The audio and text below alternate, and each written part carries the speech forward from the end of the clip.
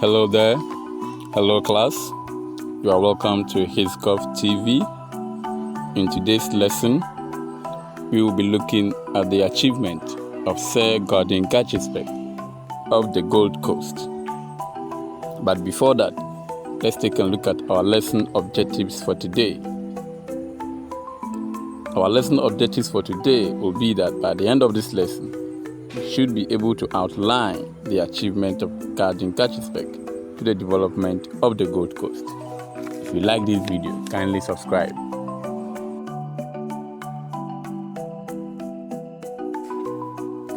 Who is Sir Gordon Frederick Guggisberg?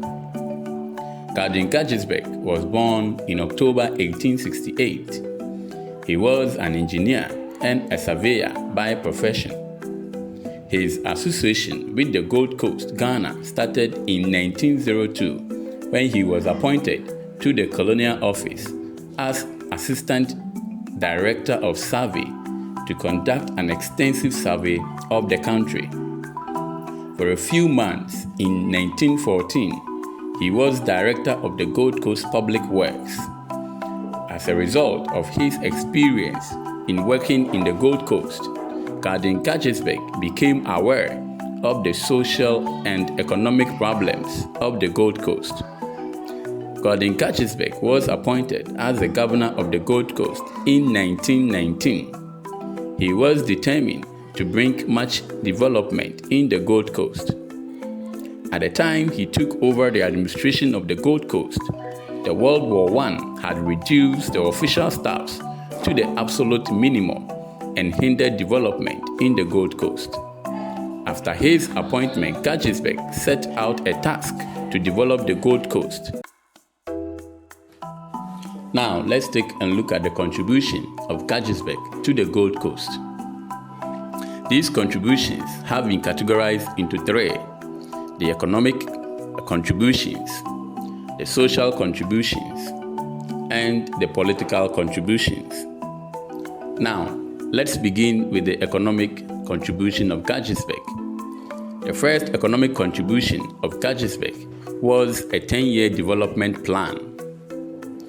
Soon after taking over the administration of the Gold Coast, Gordon Guggisberg announced an ambitious 10-year development plan that was aimed at improving the most vital sections of the country, and that is the construction of a harbor, railway lines, roads, as well as the provision of medical facilities, water supplies, education institutions, and among others. The development plan involved a total expenditure of 25 million euros. During this period, he also improved the revenue of the country by levying new export duties on cola and timber. He also secured foreign loans from London in pursuit of his 10-year development plan. The next economic contribution of Guggisberg was the building of the Takoradi Harbour. To boost import and export, Gordon Guggisberg constructed a deep water harbour which he considered as the gateway to Ghana's import and export in order to promote economic growth and development. The construction of the harbour started in 1921 and was finally completed in April 1928. This was his first notable achievement. The third economic achievement was in the field of transport and communication. Gordon Guggisberg built the Central Province Railway between 1923 and 1927 from Huni Valley in the western region to Kede in the eastern region of Ghana. It was built mainly to exploit minerals like diamond and boost cocoa production and serve as a means of transport. In addition, he completed the Eastern Railway line from Achem to Tafo to Kumasi in the Asante region in order to boost cocoa production in particular. This therefore increased railway mileage from 269 to 375 miles during his period. The next economic contribution of Guggisberg was in the field of road. Road construction was another priority that engaged the attention of Governor Guggisberg. he constructed a lot of roads in the country, particularly in the Northern Territories. A total of 3,338 miles of new roads were constructed during this period. He also introduced co-tiring of roads in the country. This made traveling more convenient and fairly reduced accidents. During his period, a total of 260 miles of road were co-tired. The next economic contribution of Guggisberg is in the field of the protection of the forest. To protect the country's forest from overexploitation, Gordon Guggisberg introduced the Forest Bill, which later became a law in 1927, in spite of the strong opposition it faced from the people. The essence of the law was that it provided for the establishment of a forestry department to take charge of reserves. This helped the government to reserve about 6,000 square miles of forest lands. Besides, it greatly saved the rapid deforestation which went on at the rate of 300 square miles annually. Now, let's take a look at the social contributions of Gordon Guggisberg.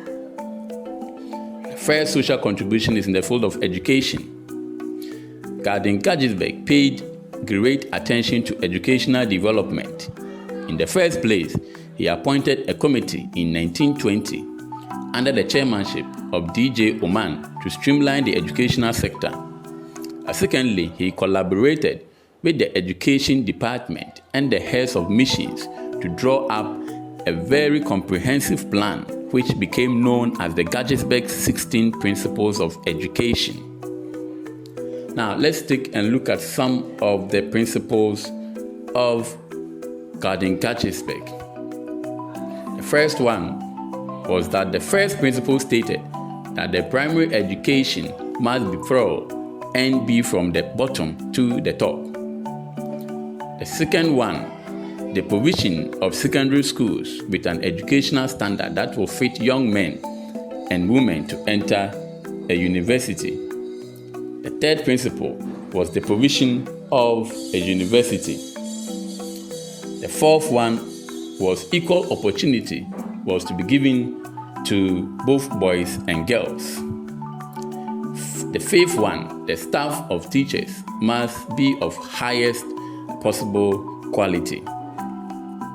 Another social achievement of Guggisberg was the establishment of trade or technical schools.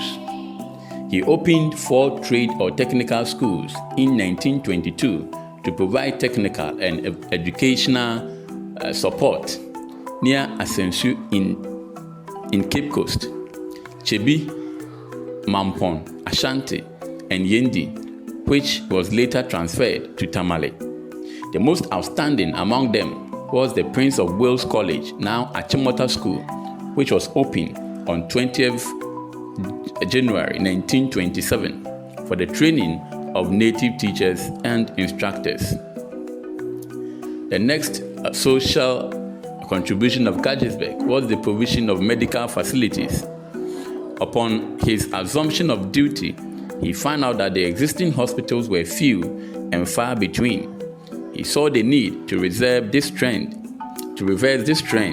and for that matter, made medical care accessible to as many people as possible by building hospitals and clinics in other parts of the country. In order to cater for the health needs of Africans and for the training of local medical personnel, he built the Korle Bu Teaching Hospital in Accra in 1927. This remains the biggest health facility in Ghana and serves as a referral to many West African countries. Now let's take a look at the political contributions of Sir Frederick Gordon Guggisberg.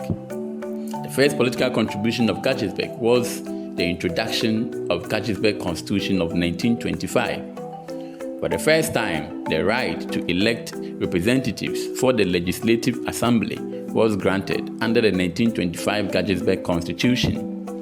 Out of the 14 unofficial members of the Legislative Assembly, 9 were Ghanaians who represented chiefs and cities of Accra, Cape Coast, and Sekondi Takoradi.